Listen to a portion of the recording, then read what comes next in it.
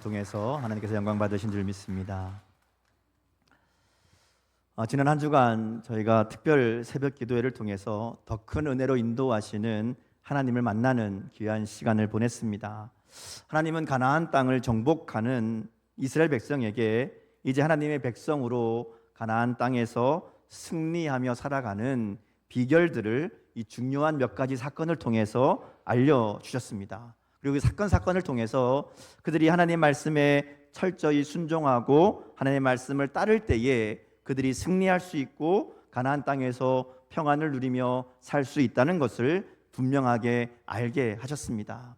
그 사건 중에 하나가 오늘 우리가 읽은 여리고성을 점령하는 이 사건입니다. 이스라엘 백성들이 요단강을 건넌 다음에 길갈에서 할례를 행하죠. 그리고 유월절을 지키면서 그들의 정체성과 하나님과의 관계를 다시 확인합니다.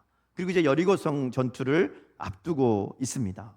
하나님은 여리고성 전투를 앞두고 있는 이스라엘 백성들에게 승리를 약속하시죠. 내가 이 성을 너에게 줬다 이렇게 약속하십니다. 그러면서 어떻게 이 성을 무너뜨릴 수 있는지, 점령할 수 있는지에 대해서 그 승리의 방법을 알려주십니다. 6장을 읽었는데요, 6장은 크게 세 부분으로 나눌 수 있습니다. 1절부터 7절까지는 하나님이 여호수아를 통해서 여리고성을 어떻게 공략해야 되는지를 알려주시는 작전을 알려주시는 내용이고요.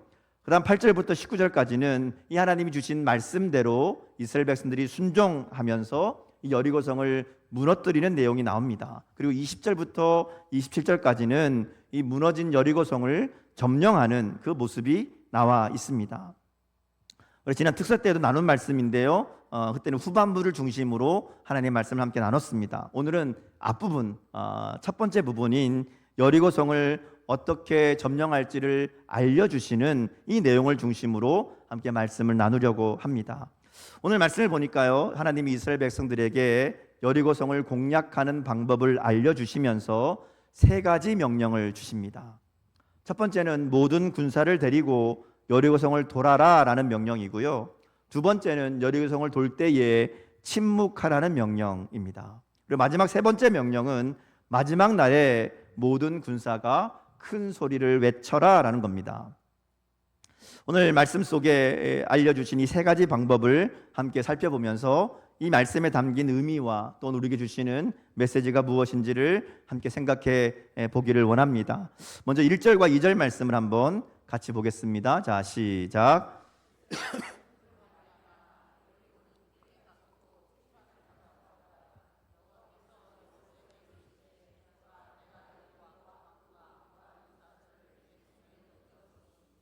아멘. 자, 여기 보면 이 여리고성의 상황에 대해서 먼저 기록하고 있습니다.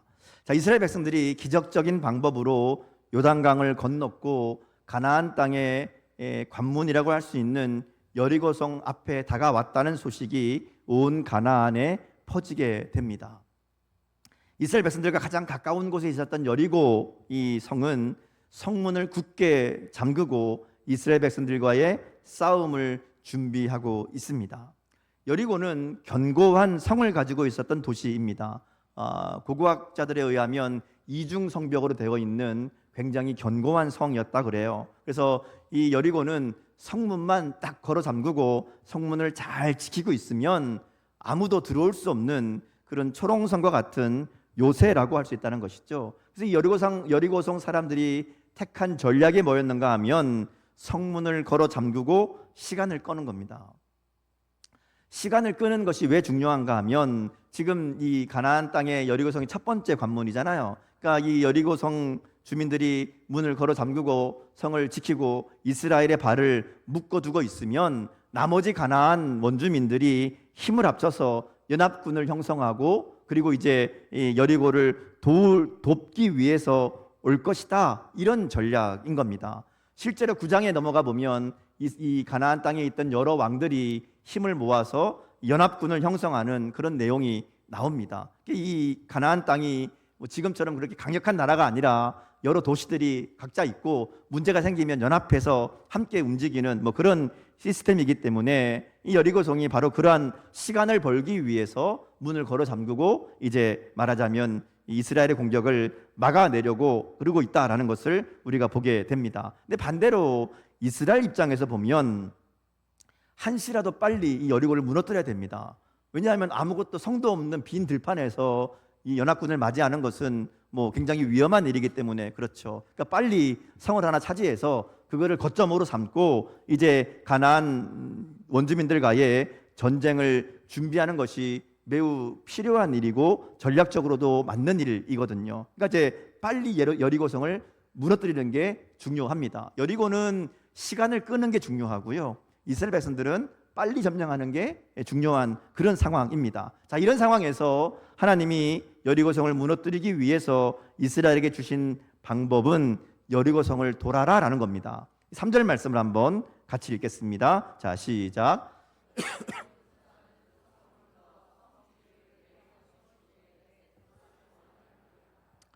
자, 빨리 이 성을 점령해야 되는 이 이스라엘 백성의 입장에서 하나님이 주신 명령은 좀 이상합니다.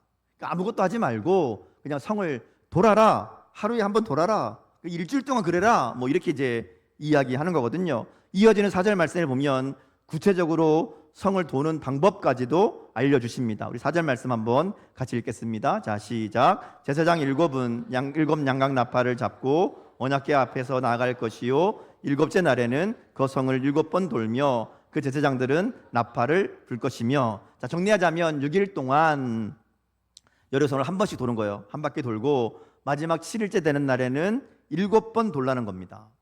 이 여리고성은 굉장히 크고 단단한 성을 가지고 있습니다. 그러니까 이 성벽을 이스라엘 백성들이 쭉 둘러서서 돈다는 얘기는 이스라엘 백성들이 가나안 여리고의 이 군사들에게 완전히 노출된다는 겁니다. 높은 성벽 위에서 밑에 있는 이 이스라엘 백성들을 그냥 보게 되는 상황이고요. 싸우러 간 것도 아니고 뭐하러 갔어요? 돌러 갔잖아요. 그러니까 이게 말하자면 그냥 나 죽여라 이러고 있는 그런 상황이 되는 겁니다. 무엇보다 빠른 시일 내에 여리고를 점령해서 이 가나안 땅 정복을 위한 유리한 거점을 마련하고 이제 이 가나안 땅 정복의 일들을 진행해 나가는 것이 중요한데, 빨리 싸워도 이 시간이 모자라는데 일주일 동안이나 아무것도 안 하고 성만 돌라는 이 하나님의 말씀은 아무리 생각해 봐도 좋은 계획이 아닙니다. 그들의 생각과 계산으로는 이해하기 힘든 명령이었다는 것이죠. 자, 그런데 하나님이 왜 이스라엘 백성들에게 이렇게 무리한 위험해 보이는 그런 방법을 시키시는가 하는 거죠. 이 일은 우리가 계속 앞에서 봤던 것처럼 이 가나안 땅을 정복하는, 가나안 땅에서 살아가는 그 일이 인간의 이스라엘 백성들의 힘과 능력과 지혜에 있는 것이 아니라 하나님의 주권에 달려 있다는 것을 알려주시려는 그런 방법이라고 말할 수 있습니다. 우리가 앞에서 5장에서 본 것처럼 하나님께서 여호와의 군대 대장을 보내셔서 여호수아에게 신을 벗게 하시는 일이 있었죠. 왜 그랬다 그랬어요? 하나님을 주인으로 인정하고 고백하는 일이기 때문에 그렇습니다. 그러니까 하나님께 전적으로 맡기는 싸움, 하나님의 말씀에 온전히 순종하는 싸움, 그것이 이 승리의 유일한 열쇠였기 때문에 그렇습니다. 그래서 하나님은 그들이 보기에는 미련해 보일 수 있지만 하나님의 방법이요 하나님의 말씀이라면 인간의 모든 지혜와 계획과 방법을 뛰어넘는다는 것을 그들에게 알려주고자 하셨다라는 것이죠. 고린도전서 1장 25절에 보면 이렇게 말씀합니다. 같이 한번 볼까요? 고린도전서 1장 25절 같이 읽습니다. 시작. 하나님의 어리석음이 사람보다 지혜롭고 하나님의 약하심이 사람보다 강하니라. 오늘 본문에 딱 맞는 그런 말씀인 것 같습니다. 하나님의 말씀이 인간의 그 어떤 지혜와 능력보다 뛰어나고 강하다는 이 사실을 이스라엘 백성들이 분명하게 알고 배워야 했기 때문에 하나님이 이와 같은 방법을 사용하셨다라는 겁니다. 그래야 가나안 땅을 정복할 수 있고 그 땅에서 하나님의 백성으로 살아갈 수 있기 때문에 그렇습니다. 그래서 하나님은 이스라엘 백성들에게 여리고성을 돌아라 이렇게 말씀하시는 겁니다. 여리고성을 돈다라는 이 말씀은 결국 하나님의 도우심이 아니면, 하나님의 은혜가 아니면 승리할 수 없다는 것을 분명하게 알려주시는 하나님의 방법이라고 말할 수 있습니다. 오늘 우리의 삶도 마찬가지입니다. 하나님은 우리의 인생을 주관하실 때에 때때로 우리의 인생이 우리 마음대로 되지 않도록, 우리가 계획한 대로, 우리가 뜻한 대로 풀리지 않도록 하실 때가 있다는 겁니다. 마치 여리고성과 같은 장애물을 만나게 하신다는 것이죠. 그리고 그 시간들을 통해서 우리가 하나님을 찾고 하나님을 의지하게 합니다. 하나님의 뜻과 방법대로 순종하는 법을 배우게 하신다는 것이죠. 그래서 이런 과정을 통해서 하나님의 은혜가 아니면 아무것도 할 수 없다는 사실, 하나님이 인도하지 않으시면 우리가 살아갈 수 없다는 사실을 깨닫게 하신다는 것이죠. 그래서 인생의 여리고 같은 문제를 만날 때에, 고난과 어려움을 만날 때에 우리가 기억할 것은, 이 사건을 통해서 우리가 하나님을 만나야 되는구나. 하나님이 이 사건을 통해서 나의 삶 가운데 일하시는 하나님, 하나님만 의지해야 내가 살아갈 수 있다는 것을 깨닫게 하시려는 하나님의 뜻이 있구나. 이것을 우리가 분명하게 알아야 된다는 것이죠. 그래서 그 하나님을 발견하고 그 하나님 말씀에 순종할 때에 하나님을 더욱 분명하게 만나고 알게 되고요, 하나님이 주시는 참된 복과 은혜 가운데 살아가게 된다라는 겁니다. 우리의 인생의 중요한 문제, 어려운 문제를 만날 때마다 우리가 기억할 것은, 하나님이 하나님만을 의지하도록, 하나님 말씀에 온전히 순종하는 삶이 되도록 나를 인도하시는구나, 우리가 믿음으로 깨닫고 순종의 결단으로 응답하는 저와 여러분 될 수 있기를 주님의 이름으로 축복합니다. 두 번째 주시는 명령은 성을 돌 때에 침묵하라는 겁니다. 우리 10절 11절 말씀 한번 같이 보겠습니다. 자, 시작.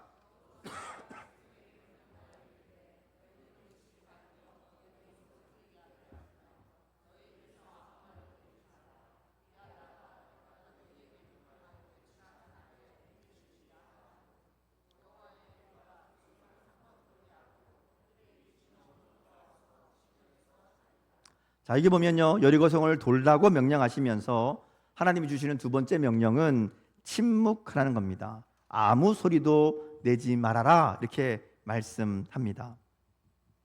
성경에 보면 이스라엘 백성들 가운데 전쟁에 나갈 만한 군대의 숫자가 60만이 넘었다, 이렇게 얘기합니다.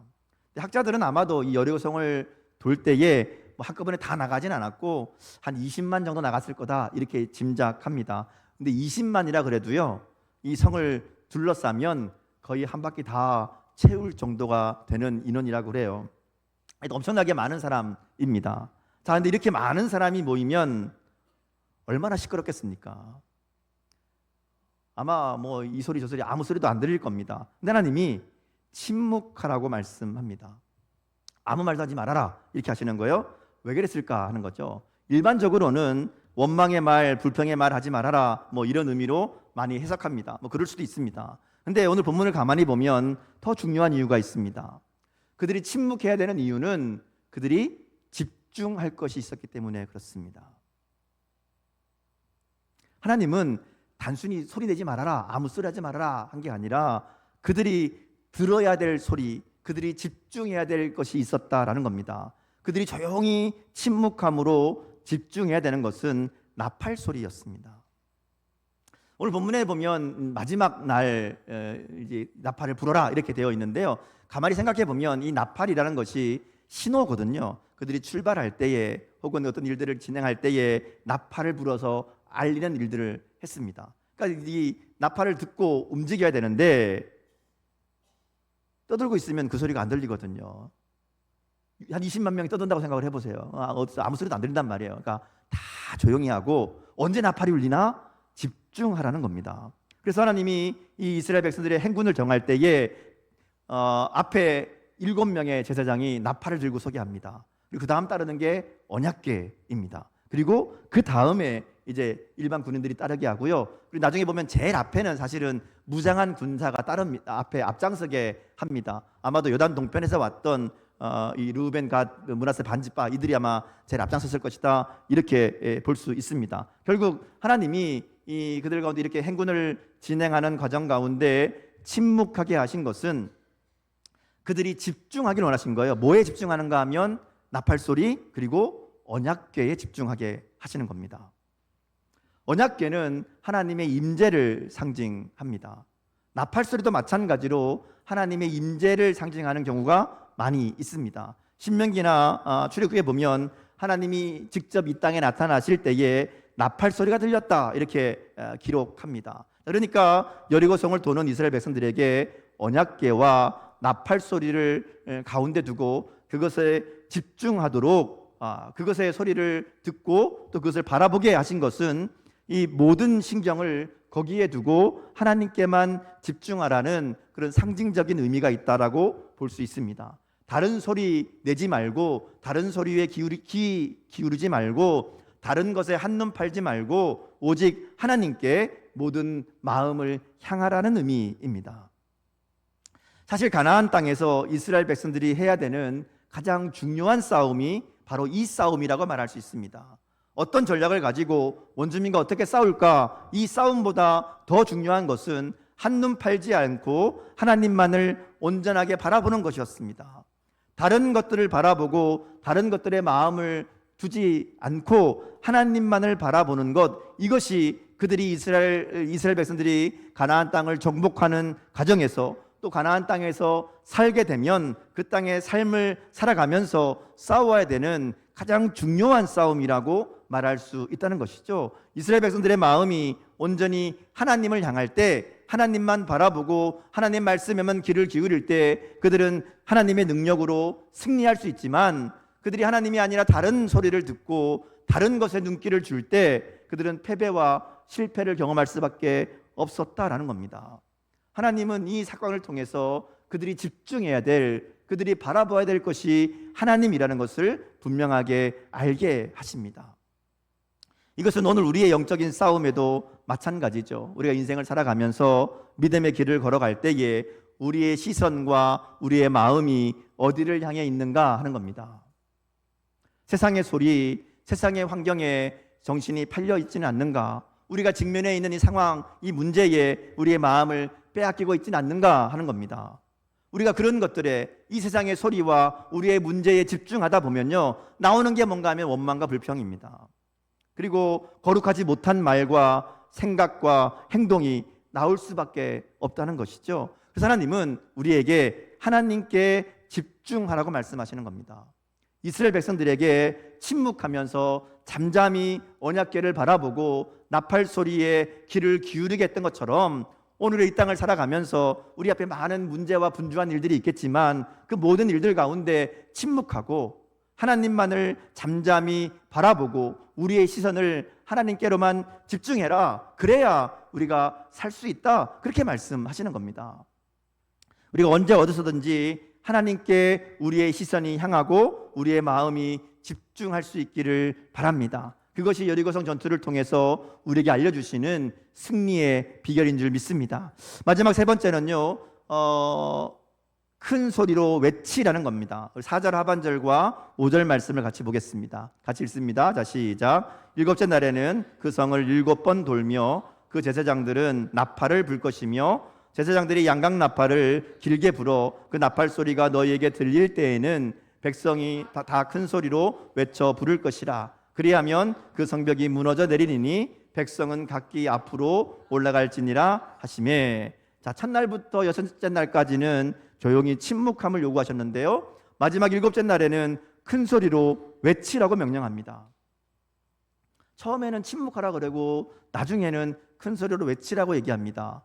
하루에 한 번씩 성을 돌 때도 있고 마지막 일곱째 날에는 7번 돌라고 얘기하고 또 그때는 소리를 지르라고 얘기하고, 이렇게 하나님이 여러 가지 이야기를, 행동들을 알려주시는데 사실 이 행동 자체가 중요한 건 아닙니다. 물론 7번의 의미가 있고 뭐 이렇게 해석하는 경우도 있는데 사실 내용을 가만히 생각해 보면 행동 자체가 중요한 게 아니에요. 뭐 어떤 일을 한다고 해서 거기에 무슨 주술적인 힘이 있고 거기에 무슨 능력이 있는 게 아닙니다. 이게 무슨 의미인가 하면 이 일은 하나님의 명령이라면, 하나님의 말씀이라면 끝까지 순종해야 됨을 알려주시는 것이라고 볼 수 있습니다. 하나님이 어떤 말씀을 하시든지 지속적으로 순종하고 끝까지 하나님의 방법으로 일을 진행해야 된다는 것을 알려주는 것이라고 말할 수 있습니다. 신앙생활은 일회적인 것이 아니라 지속적인 것이 중요합니다. 하나님이 조용히 하라 그러면 조용히 하고 큰 소리 치라 그러면 큰 소리로 외치고, 한 번 돌라 그러면 한 번 돌고, 7번 돌라 그러면 7번 돌고, 이게 하나님이 원하시는 순종의 모습이라는 겁니다. 하다가 멈추거나 내 마음에 들지 않는다고 포기하거나 또 해봐야 반응이 없다고 그 자리에서 그만두지 말라는 겁니다. 끝까지 지속적으로 하나님이 이렇게 하라 그러면 이렇게 하고 저렇게 하라 그러면 저렇게 할 수 있는 그 순종의 마음을 요구하시는 겁니다. 말하자면 하나님의 말씀을 항상 최우선순위를 두고 그 말씀에 순종하게 하는 훈련을 시키는 것이라고 볼 수 있습니다.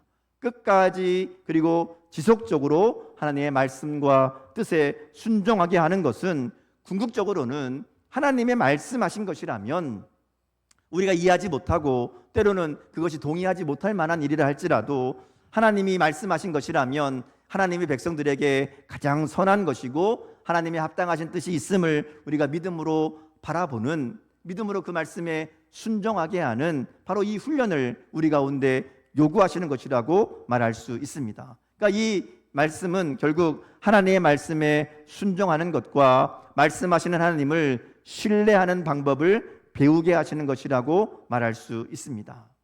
하나님의 백성들에게 있어서 집중해야 되고 순종해야 될 대상은 오직 하나님 한 분이라는 겁니다. 하나님은 하나님의 백성들에게 그 하나님께 끝까지 그리고 계속해서 순종할 것을 말씀하시는 겁니다. 사실 이스라엘 백성들의 모든 발걸음에는 결국 이 순종이라는 훈련이 항상 포함되어 있습니다. 여호수아에게 강하고 담대하라 말씀하시면서 무슨 얘기하셨죠? 하나님의 말씀을 묵상하고 가까이 하고 지켜라 이렇게 말씀하셨습니다. 왜 그런가 하면 그게 하나님의 말씀에 순종하기 위한 것이거든요. 할례를 행하게 하고 유월절을 지키게 하면서 그들의 정체성을 분명하게 하고 하나님과 바른 관계를 맺게 하신 것도 결국은 그들이 하나님께 온전히 순종하게 하기 위한 과정이라는 겁니다. 여호수아에게 칼을 든 군대 대장을 보내서 신을 벗게 하신 것도 결국 하나님을 자신의 주인으로 인정하고 고백하게 하심으로 하나님의 말씀에 온전히 순종하게 하려는 이 결단을 이끌어내기 위함이라는 겁니다. 하나님은 그래서 애굽에서부터 여리고에 이르는 이 모든 과정을 통해서 하나님 말씀에 철저히 순종하는 것만이 그들이 승리하는 길이고 사는 길이라는 것을 반복해서 가르쳐 주십니다. 처음에는 쉬워요. 쉬운 걸로 시작합니다. 처음에 애굽에서 그들이 있을 때에 하나님 주신 명령 중에 하나가 뭐였는가 하면 양을 잡아서 그 피를 문설주에 발라라. 어렵지 않잖아요. 그냥 하면 되는 겁니다. 그랬더니 장자가 살았습니다. 다 죽는데 그 피를 바른 집의 큰아들들은 다 살았단 말이죠. 자, 그 다음에는 조금 더 어려운 걸 요구하십니다. 홍해를 건널 때 어떻게 해요? 하나님이 물을 쫙 갈라놓고 야, 너 지나가라 이렇게 얘기하십니다. 할만하잖아요. 뭐 그냥 바다에 뛰어들라는 것도 아니고 길을 만들어 놓고 가라니까 갈만하잖아요. 갑니다. 그랬더니 하나님이 역사하시잖아요. 요단강을 건널 때 어떻게 하죠? 이번에 물을 안 치워주세요. 그냥 물 있는데 가라 그래요. 조금 더 겁나죠? 근데 발을 내디디니까 물이 갈라지고 건너갑니다. 순종을 요구하시는데 순종이 조금씩 어려워져요. 왜 어려워질까요? 해봤거든요. 한번 해서 야 순종하니까 되는구나 배웠거든요. 그럼 그 다음에는 조금 더 순종하고 그런 과정들을 거쳐가게 하는 겁니다. 그래서 하나님이 말씀하시면 나중에는 어떤 일이든지 오늘 여기까지 왔을 때에는 여리고성을 돌아라 그것까지도 순종하게 하시는 겁니다. 우리가 특세 동안 봤지만 가나안 땅을 이 여리고성까지 오기 전에 이미 여러 가지 일들이 있었잖아요. 근데 그 여러 가지 일들 중에 하나님 말씀하시는 것에 순종하는 것도 굉장히 어려운 일들이었습니다. 근데 한 번 순종하면 하나님의 역사가 일어나고 또 한 번 순종하면 하나님의 일하심을 경험하고 그 기억들이 그 경험들이 하나님께 순종하는 것을 더 잘하게 더 온전하게 순종하는 길로 이끄셨다는 겁니다. 결국 여리고성까지 오는 이 모든 과정은 하나님 앞에 순종하는 훈련을 그들 가운데 하게 하신 것이라고 말할 수 있습니다. 이 모든 과정을 통해서 하나님의 말씀에 철저히 순종하는 것이 그들이 승리하는 길이고 사는 길이라는 것을 반복해서 가르치셨다라는 겁니다. 그리고 이제 가나안 땅에 들어가서는 하나님의 백성으로 살아갈 때에 마찬가지로 전적으로 하나님의 말씀을 신뢰하고 순종하는 것이 가장 중요하다는 것을 알려주시기 위해서 이 여리고성을 무너뜨리는 이 과정을 통해서도 분명하게 경험하게 하신다라는 겁니다. 인간적인 생각으로 보면 하나님이 말씀하신 방법과 과정이 어리석게 보이고 합당하지 않게 보일 때도 있습니다. 그렇게 하면 안 된다고 생각될 때도 있습니다. 그런데 하나님은 그런 과정 가운데 이런 일들을 시키시면서 그 일들에 순종할 때에 하나님의 일하심을 보여주시며 이 모든 일들을 자신들의 이스라엘의 능력으로 하는 게 아니라 하나님이 하신다는 것을 배우게 하신다는 것이죠. 지속적으로 하나님만 의지하고 하나님께만 집중하는 그런 훈련을 받게 하셨다라는 겁니다. 오늘 우리들에게도 하나님은 동일한 방법으로 일하시고 역사하십니다. 우리의 삶 가운데 하나님은 순종을 요구하십니다. 근데 때로는 우리의 뜻과 다른, 우리가 이해할 수 없는 그런 말씀을 주실 때도 있습니다. 그럴 때에 우리가 하나님의 말씀에, 하나님의 말씀이기에 우리가 믿음으로 순종하면 하나님은 그 순종을 통해서 하나님이 얼마나 신실하신 분인지, 하나님이 얼마나 나를 사랑하시는지를 분명하게 알게 되는 은혜를 허락하신다라는 것이죠. 우리가 인생을 살아가는 동안 그래서 크고 작은 문제를 만날 때에, 여리고와 같은 큰 문제와 어려움을 만날 때에도 그때그때 주시는 하나님의 말씀을 따라 하나님의 방법에 순종함으로 하나님이 허락하시는 승리의 삶을 살게 되기를 주님의 이름으로 축복합니다. 그러기 위해서 오늘 우리 가운데 있는 작은 말씀부터 순종하는 결단이 우리 가운데 있어야 됩니다. 하나님이 어느 날 갑자기 어려운 거 못하는 거 시키지 않습니다. 하나님, 우리가 할 수 있는 것부터 시작하세요. 우리가 매일매일 말씀을 읽고 묵상할 때에 들려주시는 하나님의 말씀을 통해서 오늘 내가 해야 될 일들을 하나님의 음성을 발견하고 순종하기 시작하면요, 그 순종이 커져서 결국은 하나님의 말씀이라면 무엇이든지 순종할 수 있는, 이거 하라면 이거 하고 저거 하라면 저거 하고, 한 바퀴 돌라면 한 바퀴 돌고, 7바퀴 돌라면 7바퀴 돌고, 침묵하라면 침묵하고, 외치라면 외칠 수 있는 그런 순종의 단계까지 나아갈 수 있게 된다는 것이죠. 그렇게 순종할 때에 하나님 우리 가운데 역사하신다는 겁니다. 우리가 믿음으로 순종하는 결단을 통해서 하나님을 더욱 깊이 알아가고 또 하나님을 더 분명하게 신뢰하는 그런 믿음으로 성장할 수 있기를 주님의 이름으로 축복합니다. 그래서 우리 인생의 모든 여리고 성들을 통해서, 모든 문제들을 통해서 하나님이 나의 가장 좋으신 아버지요 전능자가 되신다는 것을 더 깊이 확신하고 깨닫게 되는 은혜가 있기를 주님의 이름으로 축복합니다. 기도하겠습니다. 사랑해